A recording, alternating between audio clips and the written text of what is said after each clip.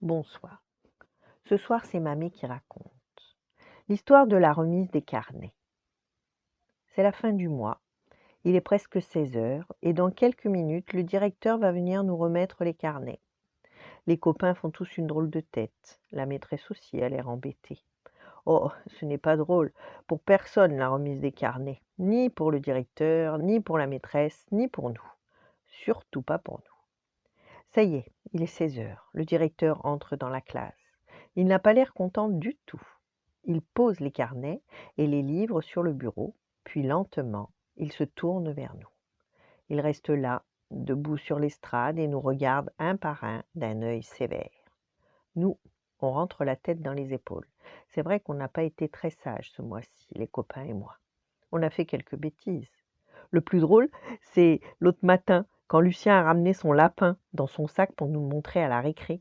Le lapin s'est échappé pendant la dictée, alors bien sûr, il s'est mis à courir partout. Qu'est-ce que ça court vite, un lapin! Le pauvre Lucien a bien essayé de le rattraper, mais le lapin a fini par se cacher sous le bureau de la maîtresse. Ça nous a bien fait rire, les copains et moi. Seulement la maîtresse, elle n'a pas trouvé ça drôle du tout.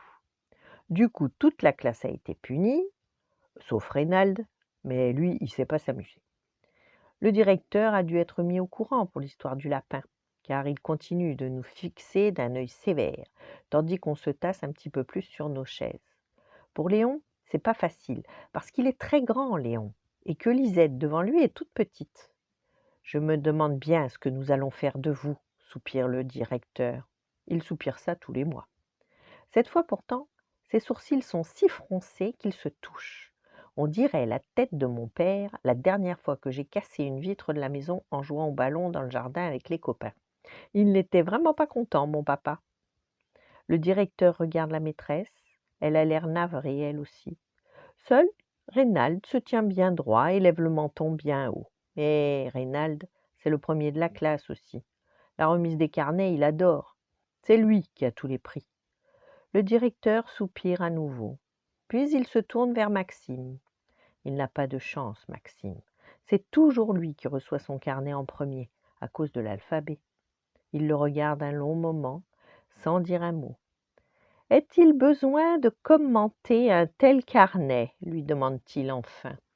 Maxime baisse les yeux. Nous aussi. Oh non, vraiment, ce n'est pas drôle du tout, la remise des carnets. Ah, enfin, s'exclame le directeur, et il regarde Reynald, qui lève les narines bien haut. Si seulement tous les élèves pouvaient être comme vous. Nous, on dit rien, mais on n'en pense pas moins. Reynald, c'est peut-être le premier de la classe, mais c'est surtout un mauvais copain. Il ne joue pas avec nous, il ne partage jamais son goûter, et puis il fait toujours son intéressant avec la maîtresse. Ça, on est bien content de ne pas être comme lui. Aïe, c'est mon tour. Reynald me regarde avec un petit sourire idiot. « Pourquoi venez-vous à l'école ?» me demande le directeur. Il me dit ça tous les mois. Mais au lieu de ça, il me sourit et il dit « Votre maîtresse m'a dit que vous aviez un esprit de camaraderie très développé, que vous n'hésitiez pas à partager votre goûter et à aider vos camarades. » Étonnée, je regarde la maîtresse, elle me sourit aussi. Cela s'appelle le sens de l'amitié et c'est une qualité très précieuse qu'il faut encourager. La maîtresse approuve le directeur d'un hochement de tête. C'est au tour de Reynald de froncer les sourcils à présent. C'est pourquoi nous avons décidé dorénavant de remettre tous les mois un prix d'amitié à l'élève qui le mérite le plus. Et le directeur me fait signe de me lever. Avec cette générosité-là, vous serez toujours le premier dans la vie, me dit-il en me tendant un beau livre illustré. Reynald fait une drôle de tête, on dirait qu'il a avalé un hérisson. Léon, Lucien, Maxime et tous les copains se sont redressés sur leurs chaises. La maîtresse affiche maintenant un grand sourire. À partir d'aujourd'hui, les copains et moi, on va tous essayer de le mériter, ce prix d'amitié. Vivement le mois prochain, que le directeur nous remette nos carnets. Voilà, bonne nuit, faites de beaux rêves et à demain.